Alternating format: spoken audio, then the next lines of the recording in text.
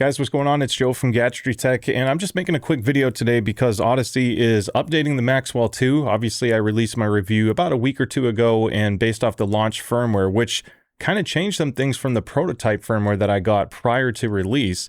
There were some mixed reactions online as far as the performance of the Maxwell goes. So this has nothing to do with Audeze. I just did the update. This isn't like a sponsored piece, but I'm mainly making it because I know some people are making their decisions off that review. I can tell you that there's a new firmware that came out now. It ends in 53_A, and it fixes some of the issues I had with the original launch firmware that my review was based off of. One of them, and the big one, is the bass change. There is noticeably better bass now. It doesn't have the same suck out at the 65 Hertz area. It's much more filled in, and I think it's much more comparable to the older Maxwell 1. Another change is actually the improvements in the microphone. So I did mention in the review and in some of the comments that I felt the gain was a little bit too hot. And with this update, they reduced the microphone sensitivity by another 3 decibels. So it's 3 decibels less sensitive. And as a result, I think it's more clear. I also, even though it wasn't mentioned in the changelog, I don't know if this is just an unexpected byproduct, but I have noticeably less robotic sidetone issues. So it didn't have the same noise floor issues as the Maxwell 1 when Sidetone was enabled, but I don't sound like a machine anymore either. So I think the Sidetone has actually improved quite a bit. There is a faint amount of hiss with Sidetone enabled on my unit. If I disable Sidetone, the hiss is pretty much gone. Some people have had some mixed reports of other issues with their Maxwell 2, at least for the ones that got it. Some people weren't able to provide or customize their own EQ, and that firmware, this update supposedly addresses that. So now you should be able to address your EQ. Please keep in mind, this uses the new Audeze app, not the old HQ one. The new Audeze app still works on the Maxwell 1, and to me is a much better app. It's much more consistent.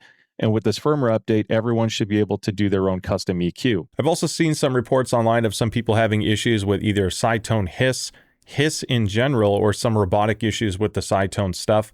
I don't know exactly where they stand as far as how many people are having those issues or not. My unit hasn't had any of those issues, and I understand that a lot of people online have not had that issue either. Some people have reported issues of hiss that just doesn't go away. Mine's only noticeable if I max out the Sidetone volume and the mic is unmuted. I hear it a little bit, but if I disable Sidetone, I have next to no noise. It's a pretty damn quiet headset. So I think as more firmware updates come, the headset will continue to evolve. I didn't make this video as like an excuse or cover to Audeze.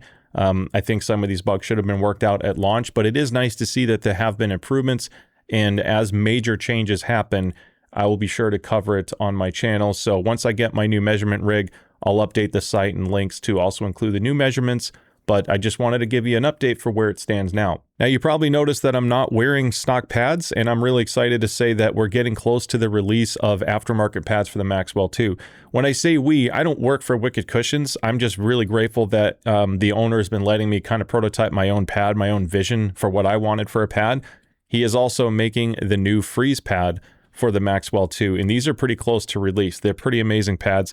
So once a production version is completely ironed out and we're 100% there, I'll have a video on these. My stealth pads are really close to release as well. I'm just waiting on another revision to make sure it gets the audio performance I want, because I want just a little bit more bass than what the current version is giving me. If you are interested in getting notified when either of these pads become available, I will have a link in the description below as like a wait list. The point of this video was more for the EQ stuff in the update, but I understand not everyone will see my update videos as I release pads, or they just want to know about it. So if you have a Maxwell 2 and you're thinking about pad swapping, the waitlist will help get you notified, and then eventually expect some content which will go over measurements and the impact of these pads on both sound and comfort. So like I said, I just wanted to release a quick update video, and I hope you found this helpful. So with that being said, thank you so much for watching. Don't forget to like and subscribe, and I'll see you at the next one. Take care.